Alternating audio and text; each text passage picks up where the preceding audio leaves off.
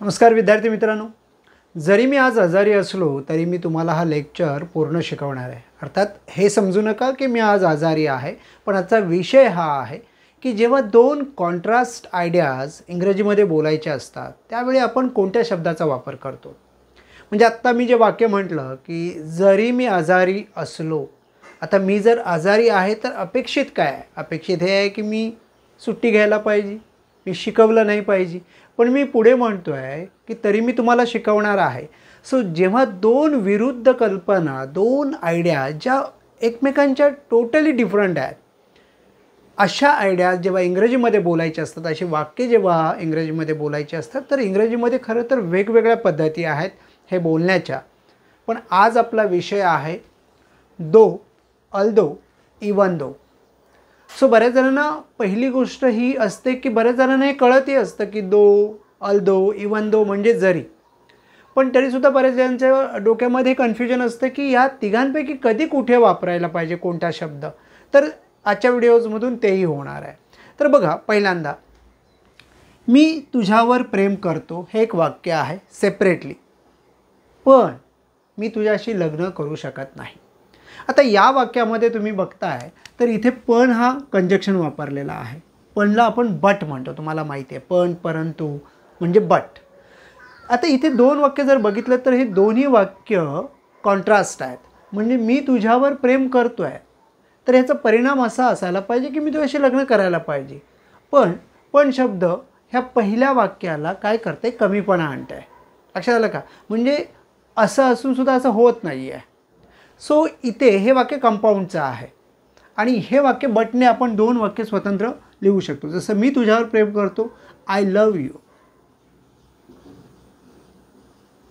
But मी तुझ्याशी लग्न करू शकत नाही, ती शकतची भाषा आहे। सो आय कांट मॅरी यू। आता ह्या वाक्यामध्ये हे दोन्ही सेपरेटली वाक्य आहेत, म्हणजे स्वतंत्र वाक्य आहेत, तुम्ही फक्त बटने जोडलं आहे म्हणून ह्याला कंपाऊंड सेंटेन्स म्हणतात, लक्षात घ्या। पण आता हेच वाक्य तुम्हाला वेगवेगळ्या तऱ्हेने बोलता येईल आणि खास करून हेच वाक्य जेव्हा तुम्ही दो, अल्दो, इवन दो ह्या पद्धतीने मध्ये म्हणता तेव्हा ते कॉम्प्लेक्सचं सेंटेन्स होतं। मिनिंग तोच होतो, फक्त सेंटेन्सचा प्रकार बदलतो। हे कंपाऊंड सेंटेन्स आहे। आता बघा, जरी मी तुझ्यावर प्रेम करतो तरी मी तुझ्याशी लग्न करू शकत नाही। सो आता बोलणारा जरी शब्दाचा वापर करतोय, सो जरीला काय म्हणणार? तर इंग्रजीमध्ये जरीला दो, अल्दो आणि इवन दो म्हणतात। सो कॅज्युअल इन्फॉर्मल वेमध्ये आपण नॉर्मल म्हणतो, तिथे जरीला तुम्ही दो म्हणू शकता की नॉर्मल जे आपली वाक्य असतात ना, जरी मी आजारी असलो तरी मी शिकवतोय, जरी तू श्रीमंत असलास तरी मला रुबाब दाखवू नकोस, जरी तुझ्याकडे पैसे असले तरी तू मला मदत करू शकत नाहीस। सो नॉर्मल जेव्हा वाक्य म्हणायचं असतं तुम्ही दोचा वापर करू शकता। जसं की दो मी तुझ्यावर प्रेम करतो, दो आय लव्ह यू,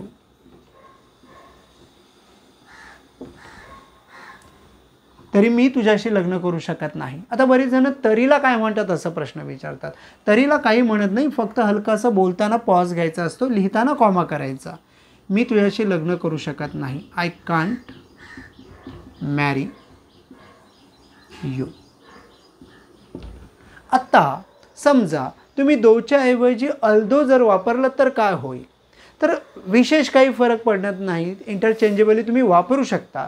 फक्त अल्दो किंवा इवन दो हे थोडे जास्त फॉर्मल वर्ड आहेत। म्हणजे तुम्ही फॉर्मल एखादं ईमेल लिहिताय किंवा एखाद्या ऑफिशियल काही लिहिताय तर तिथे तुम्ही दोपेक्षा इवन दो किंवा अल्दो या शब्दांचा वापर करणं अपेक्षित आहे, जे तुम्हाला बऱ्याच ठिकाणी बघायला मिळतं। बाकी जरी तुम्ही असं म्हटलं although I love you, I can't मॅरी यू, मिनिंग तोच होईल। लक्षात आलं का?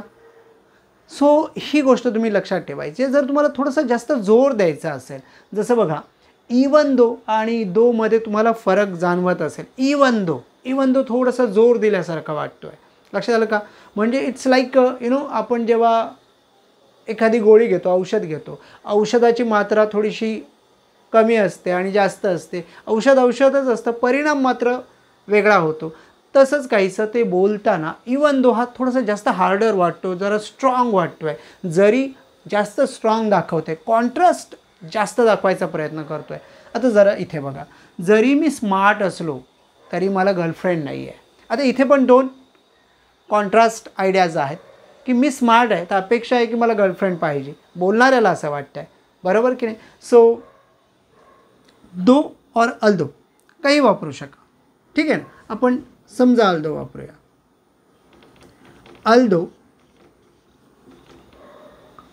I am smart. आता इथे बरीच मुलं काय करतात, असलो वगैरे ह्या शब्दांमध्ये कन्फ्युजन फार होतं. मराठी, खास करून मराठीतून जेव्हा इंग्रजी आपण करायचा प्रयत्न करतो, मी बऱ्याच मुलांना बघितलं आहे की असलोला काय, म्हणजे माझ्या ऑनलाईन क्लासेसमध्ये पण बरीच मुलं विचारतात की असलोला काय.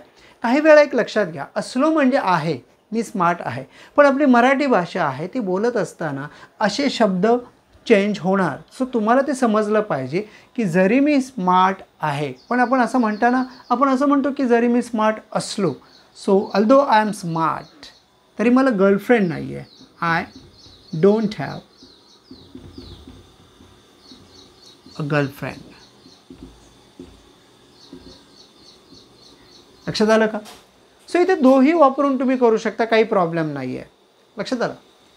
मी तिथे असेल जरी मला उशीर झाला. आता एक लक्षात घ्या, जेव्हा तुम्ही हा दो अल्दो इवन दो सुरुवातीला वापरताय त्यावेळी दुसरं वाक्य स्टार्ट करताना तुम्हाला कॉमा करायचा असतो. पण जर तुमचा जरी म्हणजेच दो अल्दो इवन दो हा मध्ये असेल, म्हणजे ह्या वाक्याला तुम्ही लावताय, तर तुम्हाला कॉमा करायची गरज नाही. जसं आता तुम्हाला म्हणायचं आहे मी तिथे असेन जरी मला उशीर झाला. लक्षात आलं का. So I will be there.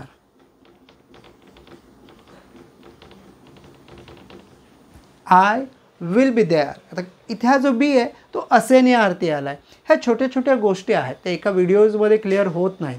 त्याच्यासाठी तुम्हाला वारंवार व्हिडिओज बघावे लागतील, इंग्रजीचा अभ्यास कंटिन्युअसली करावा लागेल, तेव्हा ह्या छोट्या छोट्या गोष्टी तुम्हाला समजायला लागतात.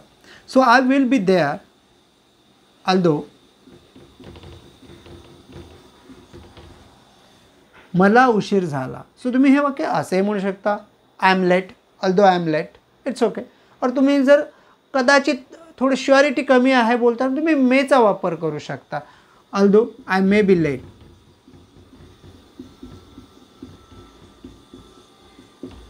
सो हे जे मॉडेल्स आहेत ते तुम्ही तुमच्या सोयीनुसार मे बी किंवा आय एम लेट असं म्हणू शकता, काही प्रॉब्लेम नाही आहे.